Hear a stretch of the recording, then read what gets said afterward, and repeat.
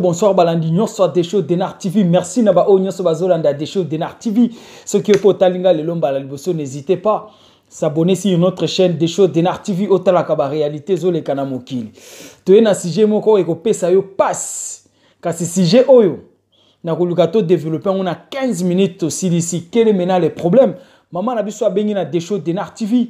Maman lobi Desho Denar TV. Bandoki baza ebele kasi bandoki banani. Maman lobi mibali bandoki. Pourquoi mibali bandoki? Zala branché toke na détail. Yoka. Eza pasi. Na mawako yoka makambo. Maman lobi Desho Denar TV. Lokwa makambo ngwe bandi. Zoa yanga pe yango. Lobela bandeko baye baki makambo. Oh zolo ba eza ebele. Eza partout na ba famille ebele. Pourquoi maman lobi boye toke morceau par morceau tous les canaux comprendre. Maman bengi maman lobi Desho Denar TV.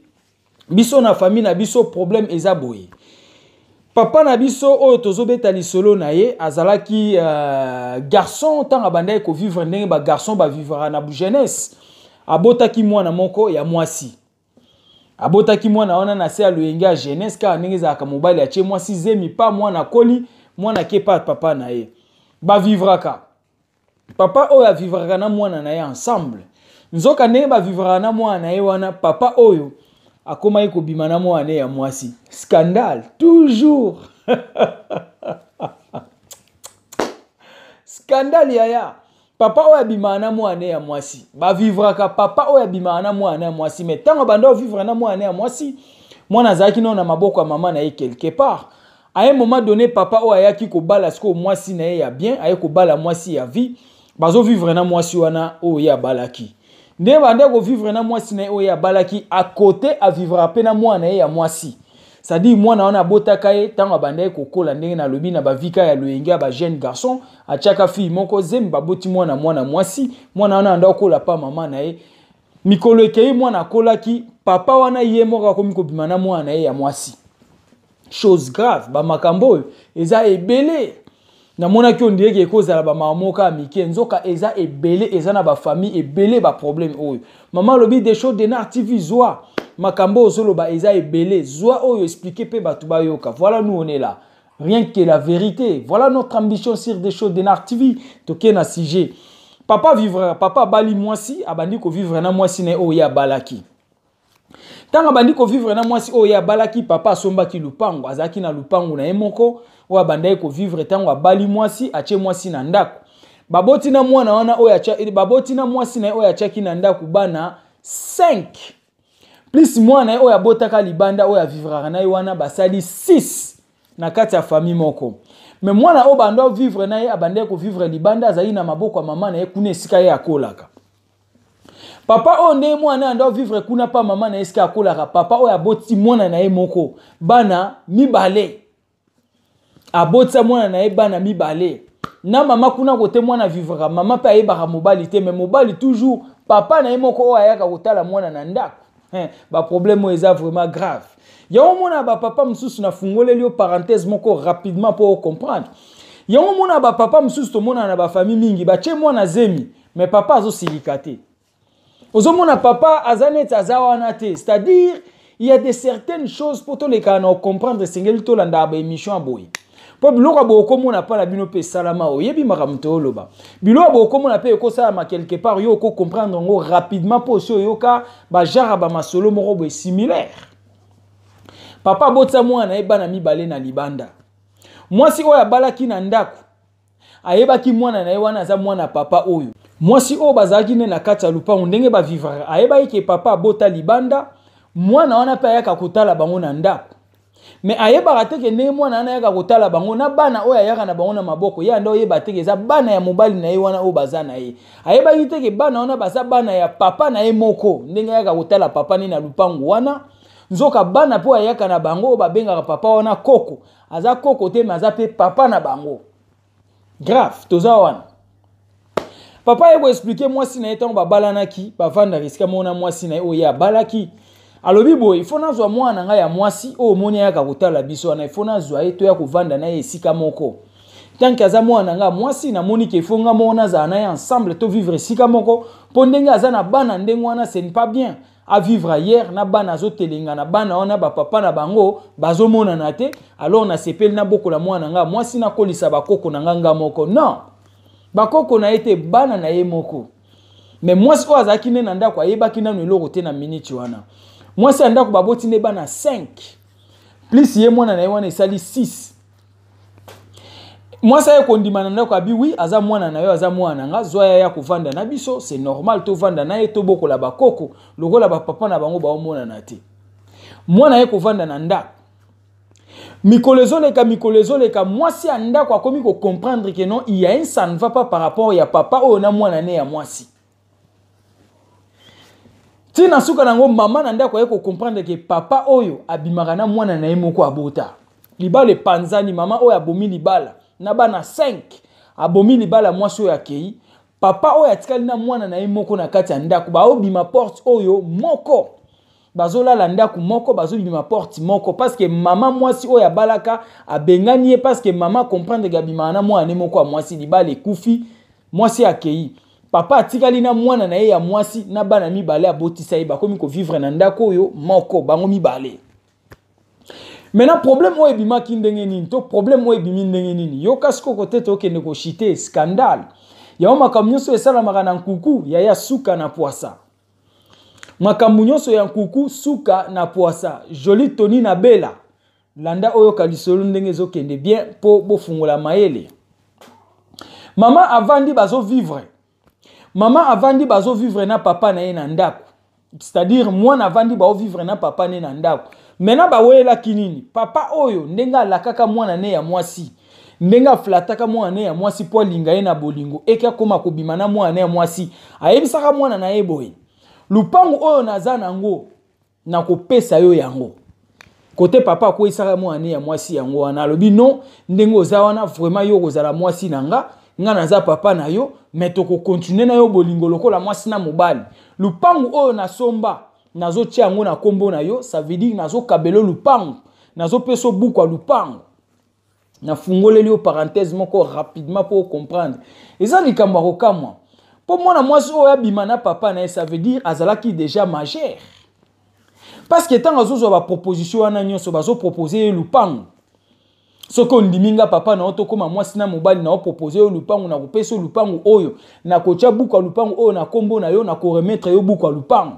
mwana andimi mwana komi kobima na papa na ye baboti premier enfant na papa na ye baboti deuxième enfant na papa na ye propre ya makila maintenant baye ko benda na problème nini mwana lobi papa na komi déjà na bana mibale depuis olakanga lupangu na besoin o accomplir c'est-à-dire o kokisa mokano avant to continuer kozala na yo mwasi na mobali na koki kondima te na continuer kobota na yo papa nanga olakanga lupangu tina niveau na komi na 2 enfants na komi na bana mibale lupangu emona na te c'est-à-dire zwa mukanda lupangu oyo toke na commune to changer kombo opesanga mukanda ya lupangu oyo papa lobi lokuta lupangu ezate avanga na peso lupangu faut reconnaître baleki na yo nyos c'est-à-dire bana ya mwasi oyo ya bengani faut reconnaître bana wana nyonso 5 plus ye ya na bango liboso ya mwasi basali 6 bakombo na bango nyonso kota na buku a lupangu soki andimi nde wana nde baki ko changer batie bakombo na bango nyonso na 4 nde buku wana ezala pona famille mama lobi tien mwana lobi jamais ko simba te yo olakanga lupangu lelo popesa nga lupangu et comme il faut tia bakombo a baleki na nga nyonso na 4 non lupangu oyo eza yanga selon ndengo olakanga selon ndengo obotisinga bana mibale olobaki ke kombo na nga ozotia na buka lupangu oyo ozo remettre nga lupangu oyo ekokoma yanga so oza na besoin kotia bana na kati ya babuka lupangu lukela bango lupangu mususu a côté otia bakombo na bango mais lupangu oyo eza yanga po olakaki nga okopesa nga lupangu so nga na ndima to bota na ti bana to koma na bana mibale parce que yo lakaki nga lupangu ekosimba ta mukete ozwa bakombo ya bato mususu otia na kati ya buka lupangu wana ça veut dire lupangu wana eza yanga ti mbutu papa na mwana mbutu esimbi te papa obilo kutanga pe na kopeso lupangu te à moins que reconnaître baleki yaya pe ya mwasi alobi ngai jamais ti obotinga bana mibale na bombi secret ya boya makasi na vie na nga yo papa o obotinga olali nanga obotisinga bana mibale olakanga lupangu kaka pona lupango wana ndenga na ndimaki ale na suka oya koloba ke lupango eza te lupango eza ya famille fo bacha ba kombo nyonso bana famille na kati mbutu dossier panzane li wana mama ake kofunda na justice ake ko dévoiler papa na ye ake ko dénoncer papa na ye devant la justice que papa oya za papa na nga me bana o nazara na bango eza bana na ye aboti sanga bana d'adolescence ki alobaki akopesa nga lupango. Voilà pourquoi nandima kobimana papa nanga alakanga bolingo alakaki nga parcelle. Et comme natura opesa nga parcelle alingite azoloba ke parcelle faut kota kombo bana nyonso na kati. Mais jamais nga na kondimande ngwana tant que ye a prometa kingelo ko mususu, il n'a qu'à accomplir sa promesse apesa nga buku lupango wana lupango eza yanga. Dossier sur dossier liboso à l'état. Dossier à la justice. Kasi problème nini ke ko kata na justice balobi boye. Lupango o lokola papa andimi ke bana nyonso fo bakota na kati c'est tout à fait normal. Yo mwana moko okyoza lupango moko te pona yo moko aza papa na yo. Bien que ba acte eza na kati mais pona lupango eza difficile ba pesa yo moko lupango oyo. C'est-à-dire lupango eza ya famille. Ya dossier na justice mbutu. Mais souka il faut bakanga papa pona nini abiser mwana na ye ya mwasi. Mais kuna na kati biso toza wana te eloko biso tenga to lobele la leçon. O eza na kati na conséquence elo nisko to nga to loba na kati eza mawa pasi peso ni ko kamwa mwana mwasi baka oyo to tu ko ça fait 3 ou 4 émissions ezolanda na similaire elo ko kamwa eza nini ezalaka nini mwana mwasi na papa oyo aboti yo biloko ndenga na okompagne na ba dossier bo etango bato ba opesa nga na omituna mais ezalaka nini tozongi na deuxième point papa mwana oyo boti oyoki egu ndenge nini ya kobanda yo na makanisi po ya koyoka gu ya mwana oyo moko boti mémoire wana esprit wana sentiment wana emataka ndenge nini ata diable ye moko soki batindi asala ngo diabulu akoboya diabulu se batindi asala ngo diabulu akoboya koloba te o ndeko o mwana nga na bota diabulu akoboya bongo yo mutu pena na makanisi yo papa mwana o baboteli oyo moko memie zéro âge tina âge akomi mukolo yo moko suso zuye otafuni eza lokwa mbo ale bisanza na ye moko mais c'est grave or que muto oki ko lia bisanza o ya sanzi te mbo kaka nda lia bisanza o ya sanzi siko ba papa o ti okolisa mwana yo moko otafuna ye boza pe kaka bambwa to banani po ya mbwa pesoka sanzi des fois lia ka pe susu te alekani akeia. Mais ce que makambo ba papa o bazo sala na bana na bango to benga bango banani to qualifier bango ndenge nini comment cause la possible mwana oyo boti na makilano obimisi akoli yo moko yo longoli e bilamba yo moko yo longoli e kading yo moko tafunie ayaya koto wana kombo ezate na ebite to benga bato ba kombo nini esali mawa pasi na soni mais lo nite ngeto loba mwana mwasi comment kondi ma proposition ya papa na yo. C'est ça aussi la question. Moi na mwasi comment oki kondima proposition ya papa na yo. Ya onde lo nga na okamwa parce que ezo ya ba dossier ezo landana. Toujours les filles, toujours les femmes. Et ça très difficile parce que biloko onde tolo ba yaya yo po koza lo yebi ba dossier aboye belé. Et ça kana des choses de na activité yo ka ba biloko aboye belé. Ya on peut bande ko ba pesi ya bango tolo belela. Parce que yango tozo kamwa mwana mwasi tokende okende ko céder nzoto na yo pa papa oya boti yo yaya tozaka na somo yaya tozaka na nkele et ça li bien te ça li passe siko oke ko funda papa na justice babi jamais yende kolo eloko a décidé héritage eza pour toute la famille pour tous les enfants pour 6 c'est ça la décision au papa pesi siko olivra ki nzoto na yo na sima ya kindoki pour que no gagner lupango mais ozui pe angote.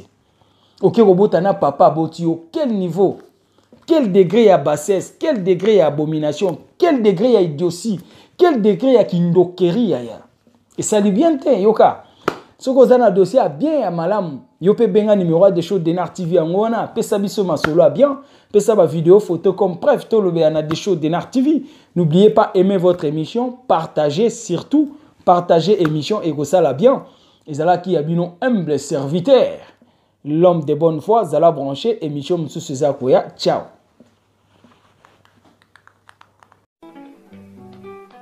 Deshodena TV mpona koyoka bansango sango ya mboka ye basango ya Afrika ye basango ya Europa ye basango ya mokili mobimba